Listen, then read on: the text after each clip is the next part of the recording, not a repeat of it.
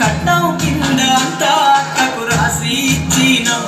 మా అక్కను బావ కొడితే ఎక్కి ఎక్కి ఏడ్చినం. చెప్పేటోడు లేక 10 ఫెయిల్ అయిపోయినా, చెప్పేటోడు లేక 10 ఫెయిల్ అయిపోయినా, చదువమ్మ విలువ తెలిసి ఎంఏ ఇంగ్లీషు పట్టా పొందినా.